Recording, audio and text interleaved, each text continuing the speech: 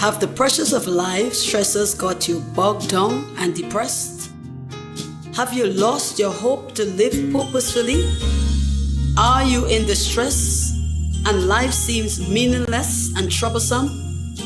It's time to regain your mental wellness and receive power to thresh all anxiety. The IPA Threshing Flow Helpline is here for you.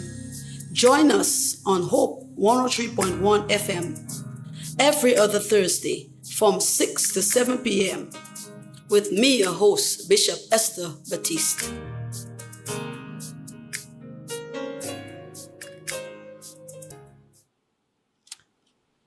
Okay, greetings in the triune deity whose we are and whom we serve. That's how we say it here on the Threshing Flow Helpline. Once again, we thank you for joining with us for another edition of the Threshing Flow Helpline, where we thresh all anxiety in the world of mental distress. We need to thresh our anxiety.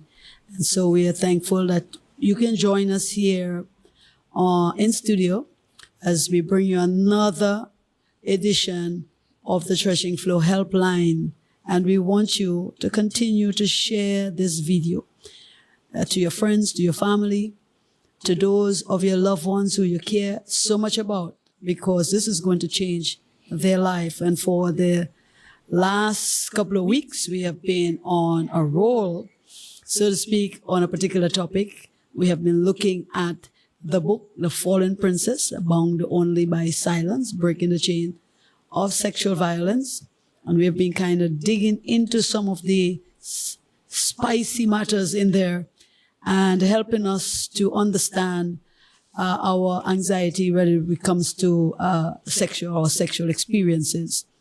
And for those of you who have joined us for the last couple of episodes, we are very thankful that you have done so, and the comments and encouragement that keep coming in. And we are going to continue to bring this to you because we know at the end of the day that this is going to liberate a lot of lives. Of course, the author, Pastor Ruth, local author, part of the International Pentecostal Assembly, inspired to write this book. And we trust that the content will be able to bless you. If you want a copy of the book, you can always stay on the stream, and at the end of the program, you'll get the contact information for purchasing a copy of this book. And of course, in studio with me this evening is Pastor Ruth Roberts. Well, hello, good morning, good evening, good night, wherever you're looking at us from. It's such a pleasure for us to be here again. And of course, as Bishop Esther said, we have been receiving your feedback and encouragement. And so it just fuels us to continue the process. We understand that in a way, people are not so prone to talk openly about their situations or scenarios, but we know most of you are there. You're listening. I've been hearing from you. Meet people sometimes. Even today, I met someone and she said, I saw you on Bishop Esther. And, it just helps us to understand that we are doing what we're doing as God assigns us. And we will continue to do so as He continues to give us the grace. So welcome again. If you are in Grenada or out of Grenada, it's such a pleasure to have you and just to have this conversation with Bishop Esther on a weekly basis. And of course, and two programs ago, the first one we talked about, last week we talked about functioning in your dysfunction. And I think the previous week we talked about, remind me. We continue to talk about the effects. So we look at various aspects of how rape and sexual assault affect different people in different ways. Right. And I think we continue also to on that part of it. The book is, in a general sense, about rape and its effect. So the fact that it, touches different people in different ways, doesn't matter whether you are a victim or you're not a victim, you're still connected in a way, because those people who are not victims are connected to victims, and sometimes they don't even know that they are connected. So I think as we continue to look at the effects, look at various aspects, the last episode was quite intriguing, looking at, this young woman who was functioning in her dysfunction. Yeah, quite interesting. Interesting thing. And today we have another spicy chapter Of course, this book is an easy read, and it draws from our cultural, scenario. So this didn't come from some white man story or some Indian story. It come from right here in our local context. So we are getting it as is. And this one that we're going to be delving in tonight is going to go even further into our culture. And this is chapter 32. For those of you who have the book, you can also get your book, and as you watch this program, and follow along with us, chapter 32 of the book, page 154 of the narrative. And when it's just a joke, when just a joke is not a joke, right? And in the Caribbean, everything is a joke for us. They say the local palangs, what is dead for crapo? The joke for school children, right? So a lot of things that may not be funny becomes, laughable in our culture. So we're going to look at a joke that's not a joke, right? And Pastor Ruth again is going to reference from the book. We are going to bite in, we're going to dissect, we're going to look at the different aspect and how we have to pay attention in our culture to the things that we joke around with. All right? So chapter 32, when just a joke is not. The sexual assault side of pantsing. And this is an excerpt from The Way is the Truth and the Truth is Life by Jabon J. 2025. And it was given to us by permission.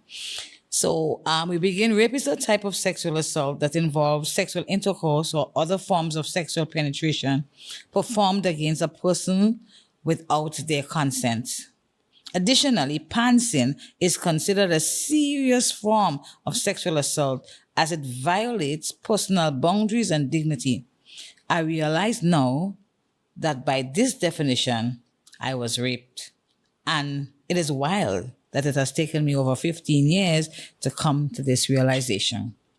I cannot even remember how old I was when my mom and sister had the habit of holding me down, pulling down my pants to see my genitals just as a practical joke. Something we call pantsing. There was a fight, a tag teaming of sorts, an angry boy, a boundary cross, emotion running high, feelings shattered, and an unwillingness to engage. It was a forceful entry, belittling, and it left me scared and feeling small. Should I go on or stop? So, yeah. So I guess, the younger generation, as we may not understand. May not even have a paradigm for that term, pantsing. They might think, well, you put on a pants or something. But I think in some circles, so for instance, they do it like in sports and in different eyes, they will just pull the pants down. Right. I mean, it was different in our day. It was done in a way when the child or the young person, especially the boys, were entering into puberty. Yes. So they started to have evidence of manhood.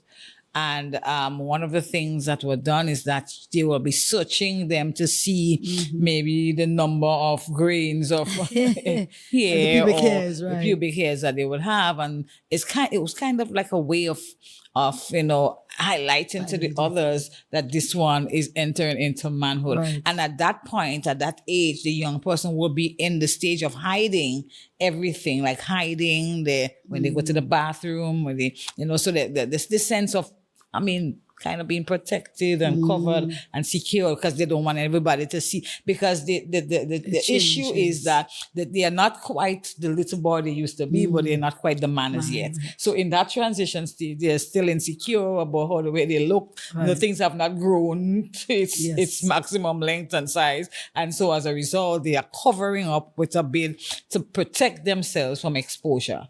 And I think that is at the heart of what makes this an issue. Because not a joke. I remember, and I was saying, even as I was writing this book, because the person gave me the story as I was writing it, is like I realized, oh my God, I might be a rapist because if this is rape, then I am certainly guilty, Especially because with we bigger siblings, participated in it. And also I remember, we this had is that how I experience even with my younger brother. That's my most vivid memory. And what I saw is that at that point, I didn't know that it was rape. We didn't coin it as that. This is a first a for me. practical joke, It was a first for me. And as I was listening to this young man's story, I was like, oh my God. And what happened is that when we did it, there was a fight, a dramatic fight. And then he just became loose, as we will say. He had no fear. He would walk butt naked. And when I saw this person's story, it reminded me of that childhood experience I had in terms of how we actually did that, not just to one, but to almost that there was a gang of older siblings who waited for the younger one to enter that stage so that we can see. Some people say, I used to be the one who will be joking while I'm getting my microscope if there was not enough, if I couldn't see as much as I wanted to see. And I was like, oh my God, when he shared that story. I think this is one of the stories in this book that rocked me to the core, because it helps us realize that what you think is a joke, but in essence, it's not a joke. And as we continue to read, we will see the depth at which this thing affected this young man, for so many years. But also it highlights a very important developmental stage in especially a young man or a young woman's life that they don't fully understand, because in our time, it's not like we were preview to a lot of the information to help us navigate that stage in our lives. Right? So in a lot of cases, it was just discoveries. Right. And for us at that time, things took very long to happen. Like very long to come. And like, we didn't understand women, what it was in terms of puberty. For example, you will have the male with a breast. And that is the indication of puberty, but they wouldn't know what to do with that. Am I becoming a girl? It's like, and everybody would be taunting you about your big breasts. Right? So you will wear double coats and 2 and 3 jerseys or something to kind of hide that. So the shame of the puberty is also very important, because they didn't make it as something natural and transitional, right? So more or less when you're in puberty, it's like, you're playing man, you're playing woman. It's like almost as if you become rude, you become... Right, it become like you think you're a man so now, right? For us to tame that, you have to strip you, okay? And when we strip you, then you realize you have to respect your elders, kind of thing. It's not the man that you think you are. It's not the man you think that you are, when this young boy or this young girl is just trying to navigate what's happening to me. Or even if they have known some things is going to happen, now experientially, they're seeing it and it's making sense to them, but everything is not as crystal clear. So I think what happens before they can discover what's going on with themselves, they are being stripped of the right to privacy, of the right to, as we will say, hiding. And they say, what are you hiding? And stop hiding. Know that you think you're getting big. You want to hide. Come, let's see what's going on there, and that kind of thing. So it's like we rock them out of the innocence, out of the gradual transition, out of being able to understand the changes that are taking place in their bodies. And then emotionally, they are out of whack. And it's like a whole different set of things are going on. But to us, it was like, you make sure you are in line, not just because you think you have, a few pubic hairs means that you're a man. That's the attitude. And also highlights the level of ignorance. Right? That our siblings, older siblings, cousins, whoever else, because sometimes it's not only in the family. You'll have like a community of people who you associate with. It might be a neighbor, it might be a cousin, it might be just people who know you and associate with you and are in your sphere at that moment. But it shows that nobody will sit them down and take time to say, okay, these are the changes. Most time we learn that in school. This is what it means. This is what it means. You don't have to be embarrassed. You don't have to be ashamed. This will last as long as so. And then you'll see this change. So nobody took the time to, and that is what makes it, have the greater power and effect. Because it doesn't seem like a natural thing. You see, I think as we continue to read the story, we'll understand a little bit better. Because now, at the transition between childhood and adulthood, we realize that a number of things are taking place. And when you pants them, so to speak, like you remove, like people would literally measure how big that one is and compare how this one is bigger than the other. And people grow up with that kind. And so men in particular tries to prove themselves because they have been disproved because they fully understood. They say, oh, you have a little thingy there. Right. Or a little Right. It's just a little, and we used to, there's a name they used to say, you see a little small jacks. You used to call it a jacks, right? And even the various names that they will call it, that know, and sometimes they're derogatory in a way. Right. And so that brings a shame as well, because if you have a jacks, you're qualified. Right. You know, as opposed to somebody who they might use a little have a whale like or a big fish. Yeah. Or a fish or, and that is in a simple something. sense. That's the point I'm making. In a simple sense, is that you are already disqualified before you even know what's going on with you. And so later on, when they would have grown into manhood and what was a jack actually becomes a whale, then they want to prove on the inside they're still feeling small. So they go with multiple partners and they try to prove themselves on every count. So you end up having a society where sex and sexual exploit is like a proving of sorts. And at the same time, now it ends up in the cycle of rape. Right back, because now they have to prove that they are a man. So if you say no, you can't say no. I will hold you down and I will take what I need. And that is a whole. You know, we have to interject this with also the power of darkness, right? Because while Satan used these adults, right, or siblings, what they thought was, okay, let me just see what they're under there. Let me see how things are changing. But the devil is using you now to inject in this child a different paradigm when it comes to sex, or even their own sexuality, or even their own bodies, right? So sometimes these things are not just natural, things that we just play a joke, but it has a spiritual implication, right? That Satan wants to use as a vulnerability later on. Yeah, so he'll plant the seed from now of insecurity, the seeds of of feeling small, of feeling inadequate. And so in order to prove that you're not, then you take certain decisive action. And I think I agree with you, because I remember our brother, for real, he would go into the bathroom and just walk out. I mean, we would laugh at it, but again, that was you took from him impact. the pride of his own privacy. Of his own privacy. He has his no qualms about it, and he just walks out and do whatever, and so on. And it doesn't bring up inch of whether it's 10 people in the room, 5 people in the room, whatever the number. He would just, because you're already taken away from him. Already taken away from him the right to be private, to express and to cover and to secure until you plan something and you want to have some time to make sure the right time comes when you are sure and confident in what you have. So that if you expose me when I am in my immature stage, as if I should have been in my mature stage, so you told me that I have a jacks, as you said, but at this age I will have a jacks. But later on I'll get a wheel, whatever that. I'm not sure if that's all right, but I'm just saying. So then now you took that away from the individual. So let's just continue the story. Let's see.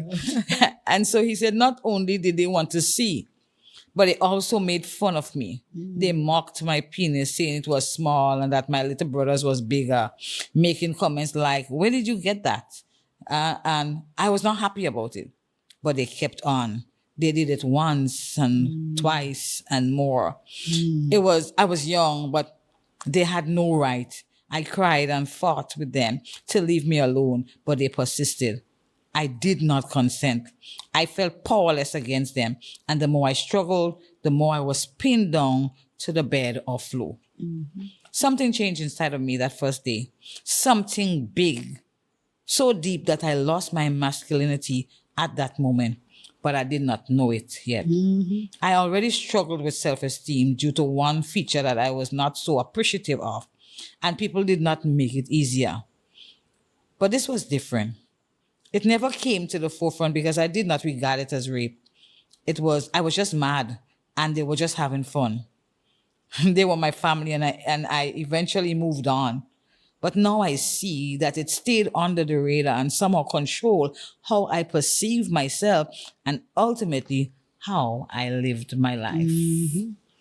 So you see what's at the root here is not just a prank, but a mastermind to change the dynamics of our life. And that what makes it very serious, right? Because it has that overtones and the implication to alter personality, The way I think about myself. alter mindset, alter behavior, right? And this is a reality because you have, sometimes you cannot say no, you can't. I have seen where people kick and scream and they get vexed and that didn't change the trajectory of accomplishing the pansy. But when you think about it, it's the same way someone who is actually raped, it's the same, the essence of it is the same. It's about doing something against my will. It's that holding me down and violating my privacy. That is rape. Sometimes people, when we think about rape, we only think about rape as being something penetrative or something. But I have learned in the process of writing this book, trust me, my paradigm completely altered in a whole new direction, because some people were just groped, some people were just touched, some people were just uncovered or discovered against their will. Some people, you saw someone. There were so many stories I couldn't write. You were exposed. In other words, you're there. And then someone comes in on you, when you're not covered or clothed, exposure, then the exposure of the person not saying anything, and you don't know how much they've seen, So it's like you think about it and you begin to see that rape has such a some far-reaching impacts and effects, and those are the silent ones, because he never thought that this was rape. Right. I mean, all he felt was violated. Let's say you're 12. Right. He's like very 11, young. 12, 13. You don't have a paradigm, for that unless, somebody sit and teach you. But he knew he didn't like it. Right. He knew he was angry about it. He told them that he responses. didn't like it, but they were having too much fun in order to stop. So while they're doing what they're doing, the effect is taking hold, like subtle underneath. Yes. And it's later on is when he's beginning to realize, oh my God, that's why I am. That's why I feel about myself the way I feel about myself. And it changed the trajectory of how he saw himself in terms of his own masculinity or femininity. My mind goes back to Lot and his daughters. And then in the scripture where you always talk with, in Deuteronomy, it talks about uncovering somebody's nakedness and how that becomes a dimension for God to judge in terms of the law, where, you will uncover. And I remember in our culture, our houses were small, one room in most cases, where people had to bunk up in if there's another room or whatever. So in a lot of cases, you will see the nakedness of your family, and you think, no, they're not in the same family, in the same house. But look at the implications of this, right? That this young boy, nakedness had been exposed. But it's the way it has been exposed. Right. It was not. It was intentional. Right. It was forced. Right. And it kind of, like he said, they were not just looking.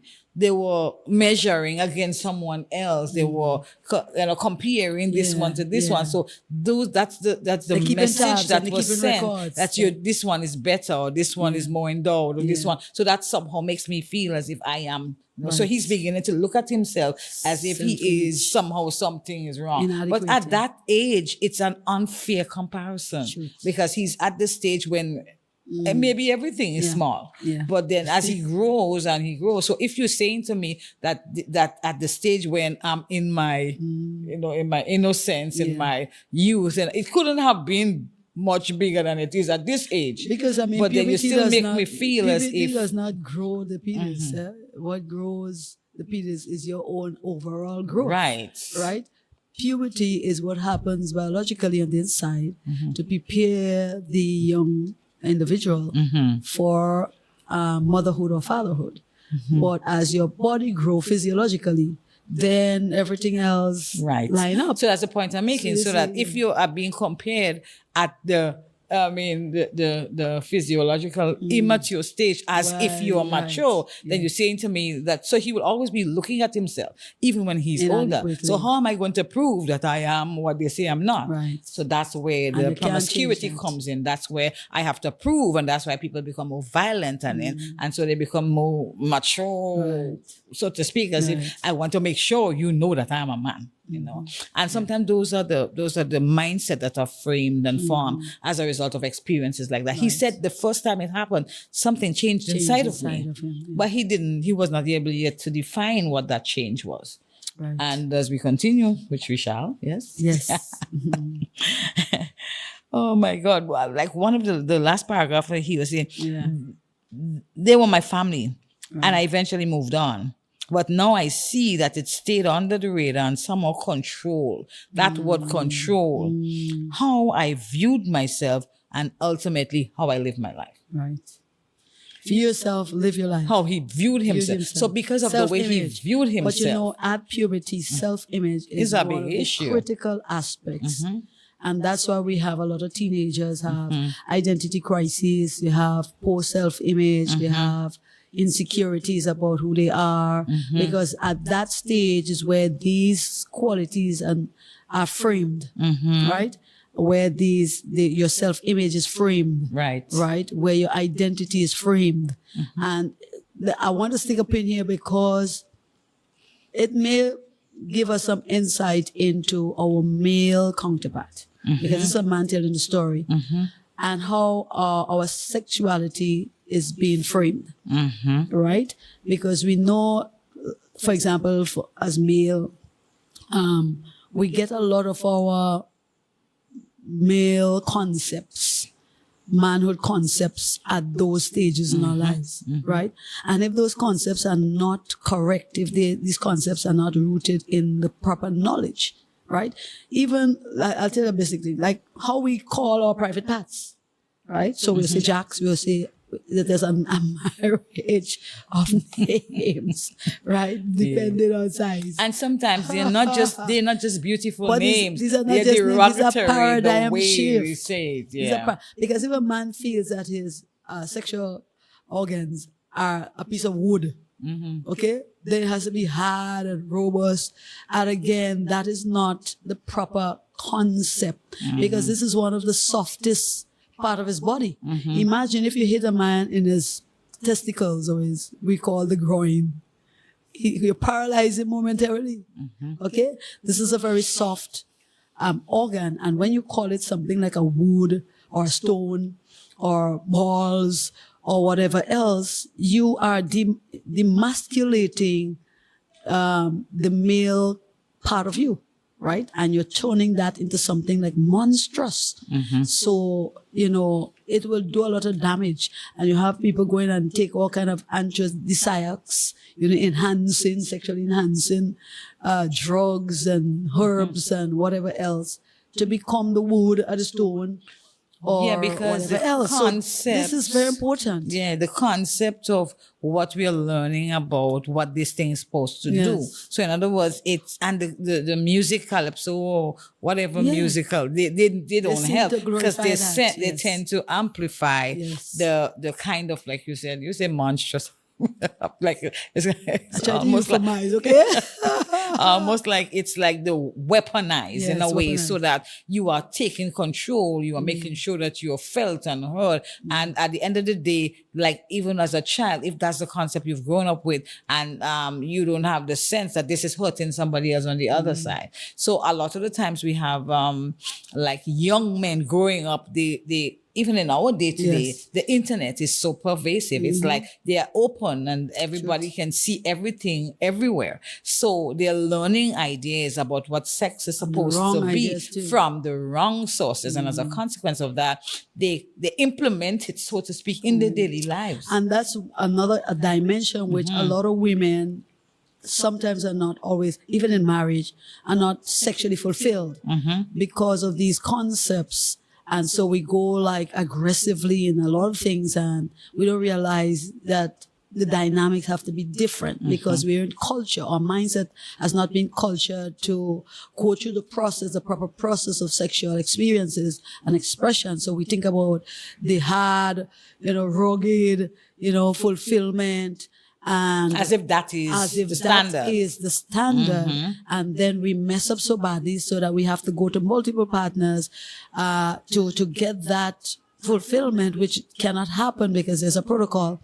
And then our wives, our counterparts are still not fulfilled. So a lot of the mindset and the paradigm are framed, right, at by this how stage. we think about our sexuality and our sexual organs. So where are we getting that perceptions from? Right. Our experiences. And that's why this young man is talking. Yes. He's saying, he's like, they just came and they took it away. Right. But I did not know I lost it. Yes. Like, in other words, you're walking with Innocence. something missing, right? So you know that Innocence. something is missing, but you do not know exactly what it is. And for him, he said he did not regard it as rape. So he was just angry and he was just upset, and he knew that he didn't like it. And no matter how much he protested, they were enjoying themselves. So it's like they enjoyed themselves torturing him, so to speak. Suppressed. Yes. So he left it alone. And he said what ultimately it determined how he viewed himself and how he lived his life. So I say, I know myself to be outspoken, free and unafraid. Apart from that time when my mom hit me in the mouth with a wooden brush and injured my lips because I said something apparently that I was not supposed to say. It was the pantsing that changed my whole outlook on life. But that is rape. It takes your ability to, it takes away your ability to stand up, be heard, and be respected. It destroys your emotional boundaries that exist to keep you safe and sane. It leaves your soul feeling abandoned, still wounded and trapped at the same moment when it is all happening. Getting back up seems incredibly difficult.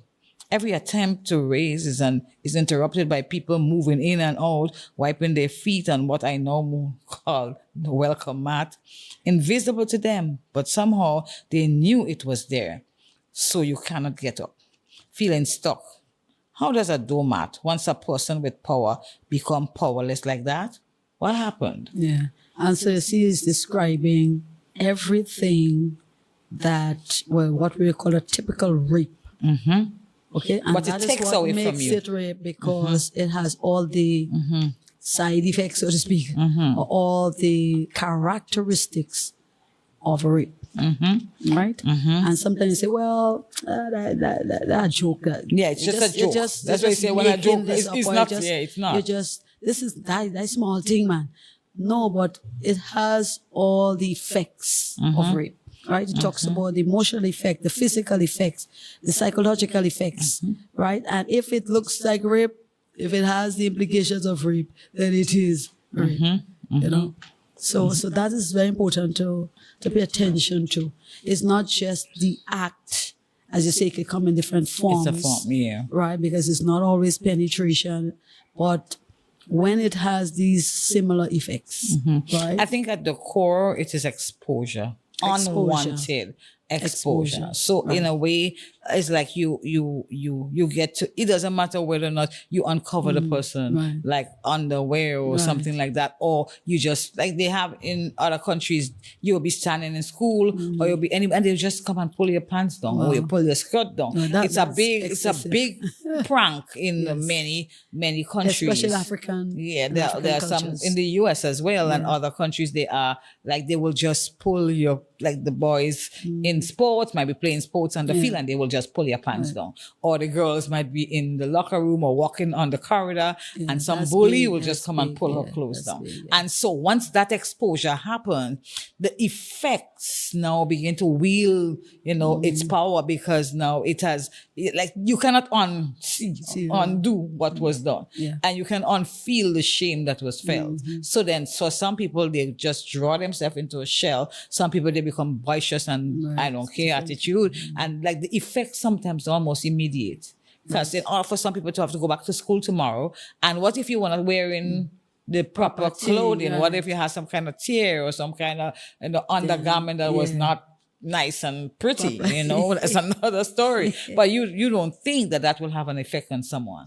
If you were coming to school with, I remember when we were growing up, we had to wear our skirts. We have some big pants. We have sometimes bigger than what you're supposed to be. And I remember one time being in typing school, and I'm just lost, just typing away. And then when I looked up, I saw my teacher, Miss Gray. Miss Gray was like, close up. And immediately I didn't realize that everything was exposed. It was not the brand new underpants that I wished she saw that day. So that is something, even at this age, this is like 30 something years later, it still forms a memory for me, because like, oh my God, I can't believe Miss Gray actually saw that, So like that kind of exposure sometimes is like, I'm sure she does not even remember that. But it never left me, because that day I was wearing a yellow short pants under my skirt that was not brand new at all. Far from new. Nothing we had those days was new, but anyway, that's another story for another time. For like modern times, this might be tantamount to internet pornography, like somebody, we have these pedophiles video taped you on the internet. They see you, they're like miles away from you, but they will send some naked videos to you, or they will ask you to send them some naked videos of yourself. Those are things that are tantamount to what we are talking about. The exposure, the indecency. And it seems now, as we are approaching maybe our carnival season, we seem to have a marriage of exposure. Right, especially in our costuming, in our duvet, especially among our female counterpart, and we take that for the culture, and we say, nah, that's okay, just jump the dance or whatever else, and then you say to them, look, that is okay, but the shame, the same effects that comes with it when you see them in the bank and they're playing the nice suit and thing, and they're playing nice girls and thing. Yesterday, they were jumping up, a vagrant could have been there, some nasty, unkempt person could have been there. And here you were, exposed. And we say, well, we just move on, carnival next year, but there's the implications for that. I think I was thinking about sometimes young people tend to expose themselves. Like they may go in a place and for some reason they don't know that they're being videotaped, or the significant other might ask them to do videotapes. Right. And I say to young people all the time, these things, they don't go away. When something is set on the internet, they do not go away. And sometimes someone will ask you to videotape part of your private body one way or the other. And as long as that thing is on your phone, there is the potential of it getting out. And if someone wanted to blackmail you one way or the other, they will try to use things like that. So I want to really pause in this moment to encourage young people, do not engage in exposure. Do not allow yourself, take pictures of your private part or you in compromising situations and post it anywhere or share it with anyone, no matter what they say. Because I think that this is something that they use sometimes to blackmail young people into doing other things, so you have to be very careful. And 10, 15 years, 20 years down the line, you walk into a business place or somewhere to get a job, that thing can come back to haunt you. So while it might look like fun now because you're young, it does not go away, So but even a word to the wise is sufficient. Further to that, it can bring itself and categorize itself in pornography, right? Right. There are laws This is against pornography. that. Yeah. But we didn't have a name for it. We say pantsing. Right. All right. But it is categorized as pornography, right? Indecent exposure, sexual. And then when we had a lot of incidents where illicit things came over the internet and went viral, and everybody saw things they were not supposed to see because someone maliciously or unintentionally post something that were not supposed to be posted. And then I'm not sure if historic continues to capture that, but the idea that it makes even the individual who has been exposed to become promiscuous. It's like, I don't care, they already saw. Yeah. You let your guard down and not just walk indecently, but then you become sexually promiscuous as well. You know, That can be one of the effects, or just drawn back into your shell back, yeah. and not want to come out. So, he's talking about what has happened and how it's changing him. And he said it's almost like I'm walking around, because he's just talking about how people started to use him as a doormat, right? How they started to use him as a doormat, right? And for him, it's like he didn't feel as if he had the power to say no. So maybe even as we, go into our concluding, discussion, it's like he did not feel that he had the power to say no because of what had happened to him. And I think the idea of shame and feeling, like exposed and feeling as if someone, had a secret that you alone intended to keep, also interferes with your power of negotiation, and it makes the person feel as if they do not have the right to say no because of what has happened to us. So he started to see how people. He said he used the analogy of a welcome mat. In truth and in fact, it was not welcome. It was as if he was invisible, but they knew that the mat was there whenever they wanted to use. So he felt used, and he felt as if everyone was just passing over for their own benefits. So I mean, imagine this.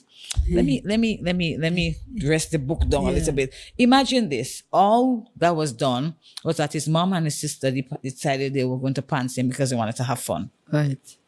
And he said the moment that happened, everything starts changing. Now, this is not people telling him he's a doormat.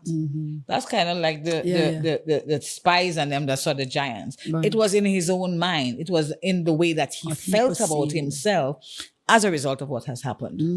And as a consequence of that, he allowed himself to be used. Not that people were using him because they wanted to use him, but because of how he felt, so small and so, incapable of standing up, he just allowed people to come in and go out. He said they came in and they go out at will. Only remembering that there was a mat when they needed it to be used. Okay. I mean, it's a powerful illustration of a mat, a door mat. Because, of course, when you suppress somebody, you take away the power. And that's what makes it, again, the spiritual effect, because you have no power. And in the demonic realm as well, power is transferred through sexual encounters, just sexual orgies. And so power is very important. So a doormat has no power. Everything just tramples over it. Everything just deposit over it. You scrape all your mud, your dirt. Oh, this is a very powerful imagery of how this guy is feeling and how he has become vulnerable to everything else around him. Everything else.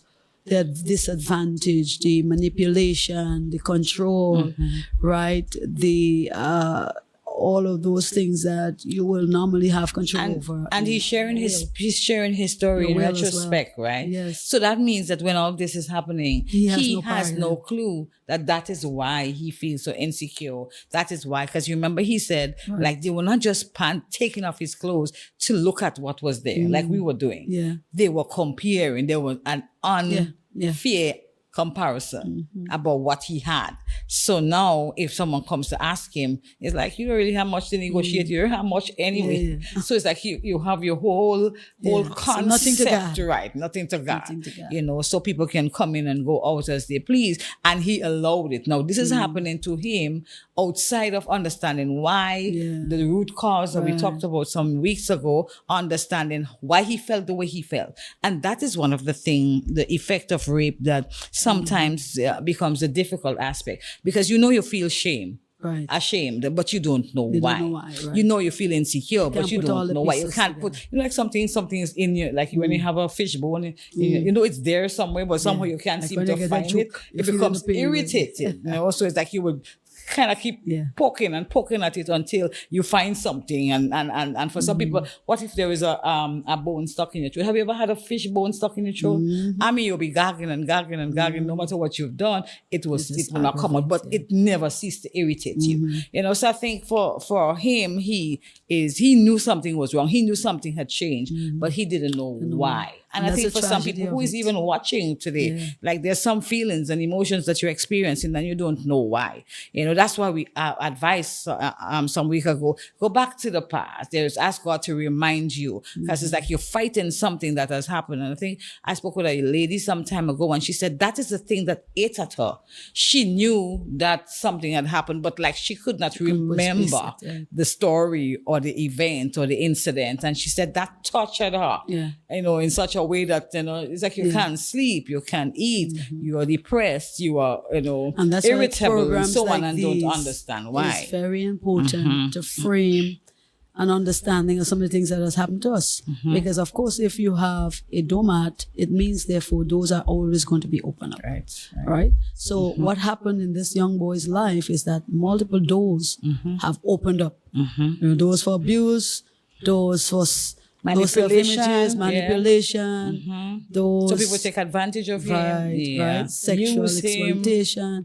So these are open. So if you're watching this program, you yourself might be able to put the pieces together and make sense of what has happened to you based on the information that's shared from this narrative. You may have the inclination, you may have the feeling, but you don't have the paradigm where as to what the implications are or how serious it might be in other sense. So this program frames that, put those missing pieces together, fill in the blanks that has been there. And if you have been going through, you need to get a copy of this book, right? So that you can dissect this, you can digest it, you can chew it, you can do the ruminant kind of thing, bring it back up and expose yourself to enough information that helps you to get help. Okay, and Pastor Ruth will tell us how to get help in this book. And you might experience a similar thing like this. The implications is the same. And you can get this book, or you have a child or you have children, get it for them so they will understand and they don't have to wobble in the same ignorance that causes boy a lot of heartache in his life. So, well, I mean, this in terms of the age group for reading the book, in fact, is 18 years and up. 18. So, this is important for us to understand. This is not a book for children, but for parents to read and to understand how to monitor, how to identify, how to recognize, abuse symptoms in children. So he was saying he knew he was like a bright, bubbly little boy, and all of a sudden he felt like he went into a hole, but he did not understand why. Neither did his parents, neither did the people around him. But like later on, we will see what happened. And then now people begin to wake up and say, why is he like that? What's going on with him? What?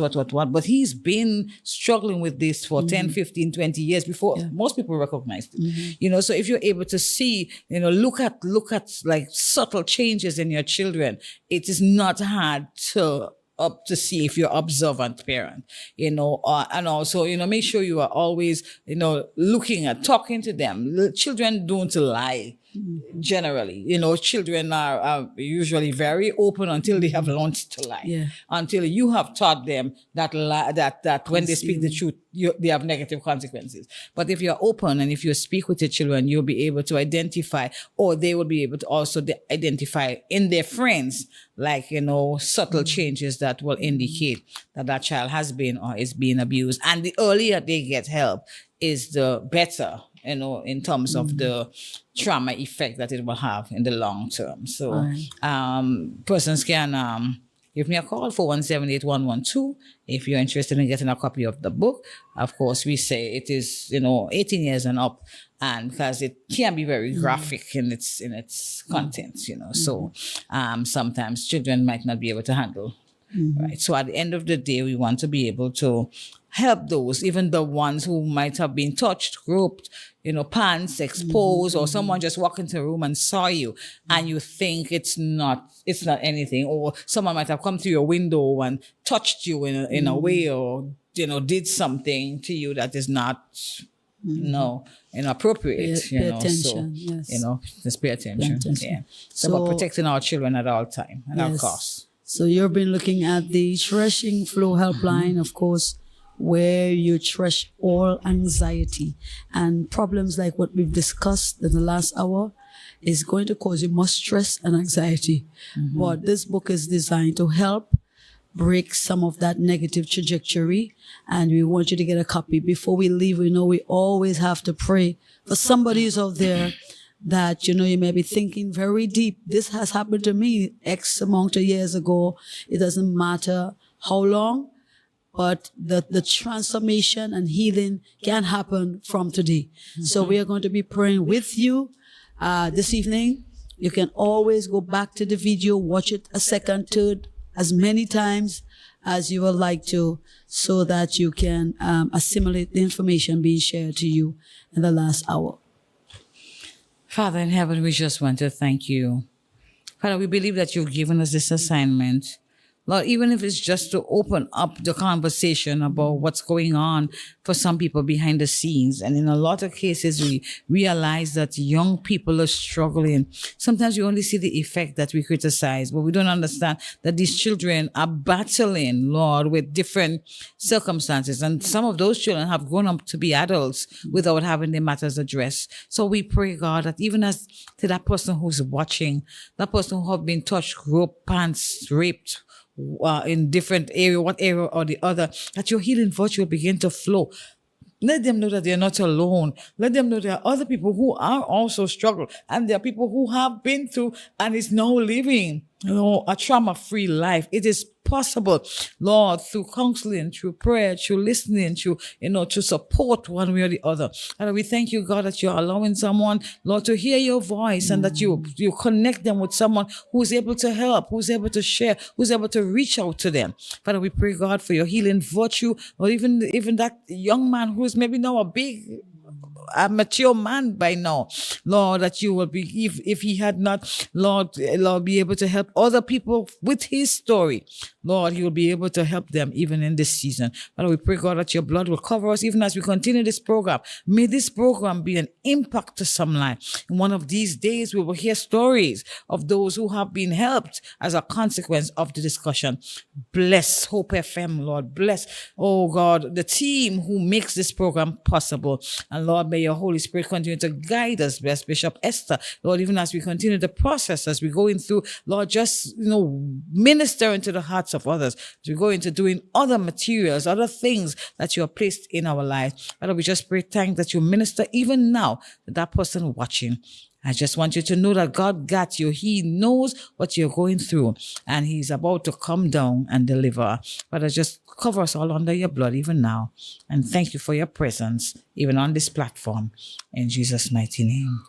Amen. And we thank you for viewing. And if you have been viewing these programs and they're blessing your heart, and you want to make a contribution to Hope FM to keep these programs on air and to keep hope alive in the nation through Hope FM, Hope 103.1 FM. You can also get it on 94.1 FM. For those of you who may at different parts of the country, you have two options of getting Hope FM, but we want you to, give and make a contribution to Hope to keep this program alive and to keep programs like these blessing the heart of people and changing the face of our nation. Of course, you can call Hope FM, and of course, you can get in touch with any one of us and let us know, hey, I'm willing to contribute some way or the other to making this station a reality in our Tri-Island state. So thank you for your partnership and thank you for giving. And may the Lord bless you. Thank you for viewing once again. You can continue to watch us here at the Threshing Flow Helpline every week. So may the Lord bless you so tremendously. Bye-bye. Bye. Becoming one. Have the pressures of life stresses got you bogged down and depressed? Have you lost your hope to live purposefully? Are you in distress and life seems meaningless and troublesome? It's time to regain your mental wellness and receive power to thresh all anxiety. The IPA Threshing Flow Helpline is here for you.